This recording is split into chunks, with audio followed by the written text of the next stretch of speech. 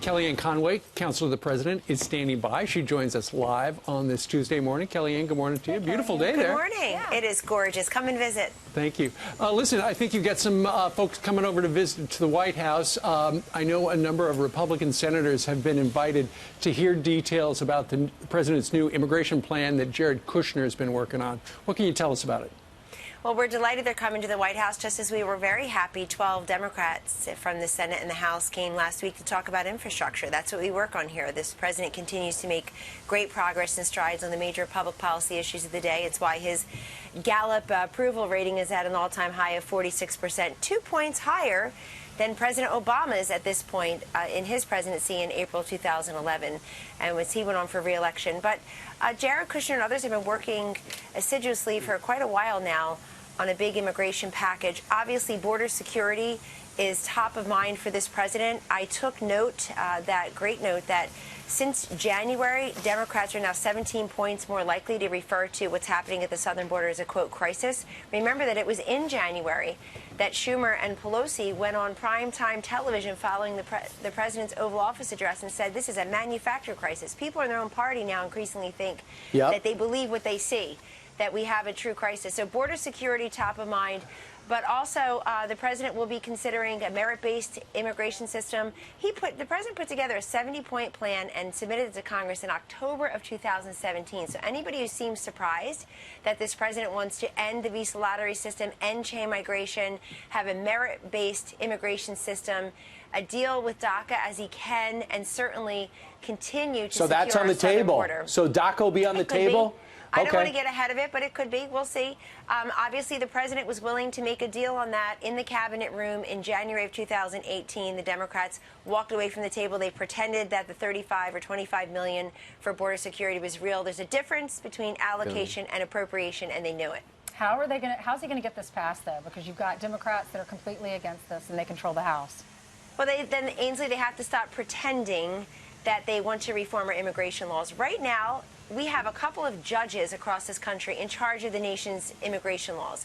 That just can't be. We're all co-equal branches of government. And if you've got a few judges out there giving us things like the Flores decision, and Congress refuses to fix Flores, they refuse to fix TVPRA, which is allowing so many of these kids just to be smuggled and recycled.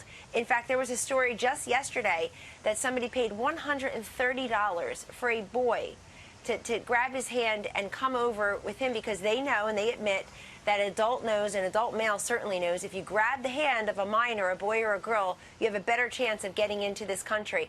These children are being recycled. A story yesterday about a Guatemalan boy, 8 years old, being put back on a plane several times and recycled. Right. That has to stop. And Congress can change that by just tweaking, fixing the TVPRA, by just fixing the Flores decision. They refuse to act.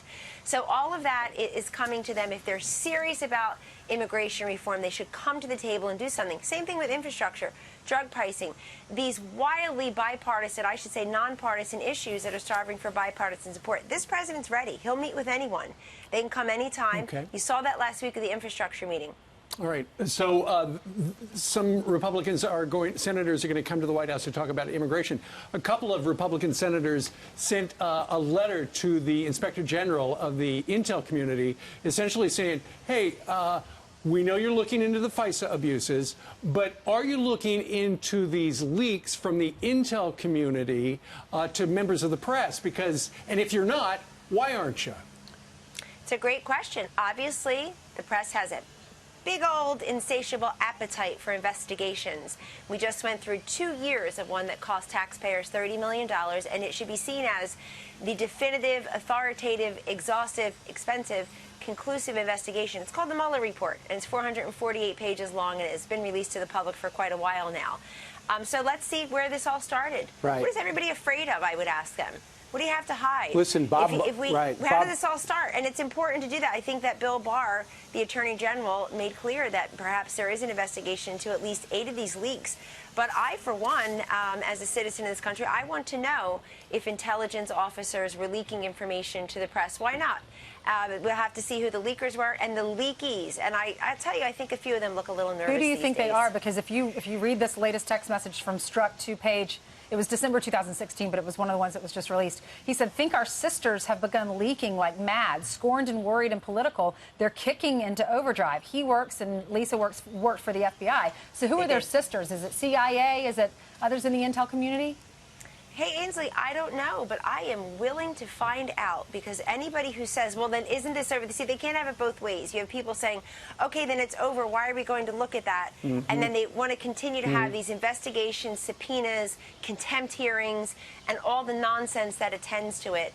So they can't have it both ways. Look, I can probably find we probably find $25 million and wait 2 years to investigate. But I do have leaks. hope. I do have hope, because Friday Yes. the New York Times picked up a story we've been covering for 18 months. There you go. And they're realizing this is a story that they're going to be left behind unless they join in.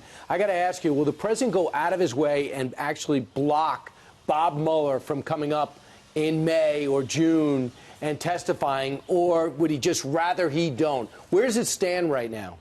Well, the president has said he should not testify. I know a lot of people read the word block in there, which I didn't see.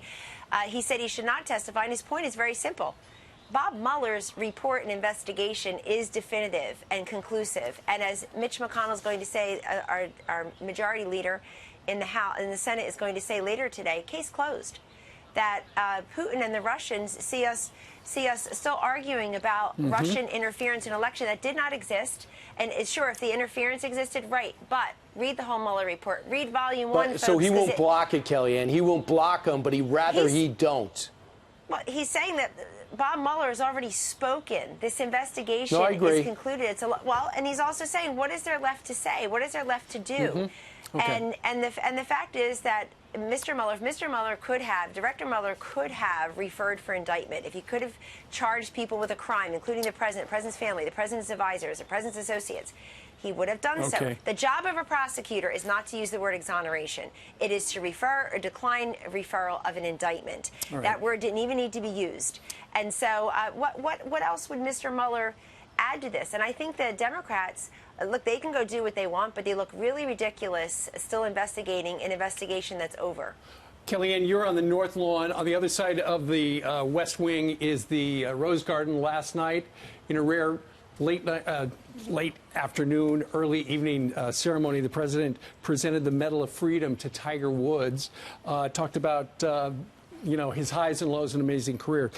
We were curious about your reaction to a Baltimore Sun headline. They write, plenty of athletes are refusing to stand with Trump, not Tiger Woods. And then on the op-ed page, they say, we wish Mr. Woods would have taken a stand against hatred and declined the award, given the racial and ethnic rift Mr. Trump has widened and exploited in the country since taking office, ... Mr. Woods has made his choice, and part of his legacy will be embracing a man who incited bigotry and racism.